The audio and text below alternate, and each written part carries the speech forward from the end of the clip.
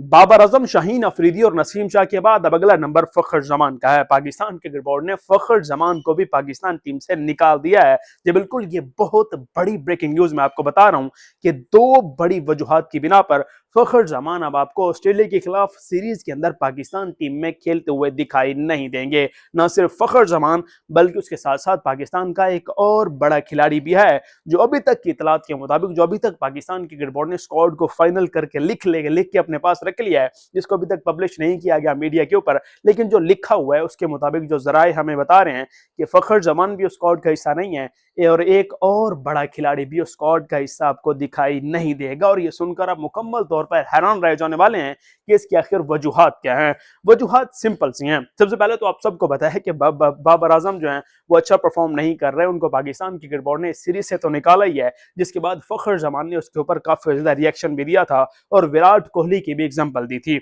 और इनके ऊपर अहमद शहजाद समेत बहुत से पाकिस्तानी क्रिकेटर्स, पुराने ओल्ड क्रिकेटर्स, उन्होंने भी कहा था कि जी फखर जमान ने ये कर दिया, वो कर दिया, इन्होंने विराट कोहली के स्टैट्स क्यों शेयर किए, इनके खिलाफ कार्रवाई होनी चाहिए और ना सिर्फ फखर जमान को बल्कि बाबर आजम को भी पाकिस्तान टीम से निकाल देना चाहिए। अब एक तो वजह यह है और जो दूसरी वजह है वो ये है कि फखर जमान ना सिर्फ पाकिस्तान की टीम का हिस्सा नहीं है बल्कि उसके साथ साथ उनको सेंट्रल कॉन्ट्रैक्ट से भी बाहर निकाल दिया गया है। जी बिल्कुल, फखर जमान सेंट्रल कॉन्ट्रैक्ट का हिस्सा भी नहीं है। जितने भी पाकिस्तानी खिलाड़ी सेंट्रल कॉन्ट्रैक्ट का हिस्सा थे उनके अंदर फखर जमान भी शामिल थे और वो डी कैटेगरी का हिस्सा थे, लेकिन अब वो डी कैटेगरी में भी शामिल नहीं है। और इसके पीछे सबसे बड़ी वजह यह है कि उन्होंने फिटनेस टेस्ट पास नहीं किया। उन्होंने 2 बार फिटनेस टेस्ट दिया है और दोनों ही बार फखर जमान नाकाम हुए हैं। और उसके साथ साथ पाकिस्तान के 3 से 4 क्रिकेटर्स ऐसे भी हैं जिन्होंने 3-3 बार ये फिटनेस टेस्ट देकर इस फिटनेस टेस्ट को पास किया है। और उसके साथ साथ शायद नोमान अली, आई थिंक के इंग्लैंड के खिलाफ टेस्ट स्क्वाड का हिस्सा हैं, उन्होंने तो पास ही नहीं किया फिटनेस टेस्ट, फिर भी वो पाकिस्तान टीम का हिस्सा हैं।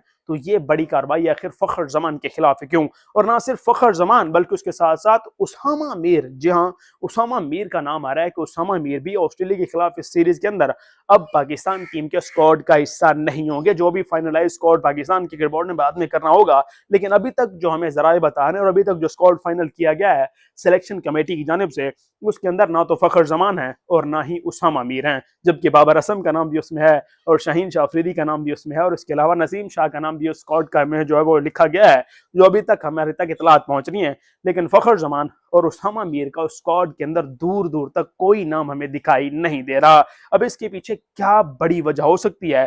क्या ये सिफारशी वजह है और क्या ये बाबर आजम की वजह है या वजह कुछ और है और ये फिटनेस की वजह है? अगर फिटनेस की वजह होती तो फिर आप सबके ऊपर ये लागू करें, सिर्फ फखर जमान के ऊपर लागू ना करें। आपको जो वजह लगती है वो आप कमेंट में बता सकते हैं। मिलते हैं नेक्स्ट वीडियो में। अल्लाह हाफिज।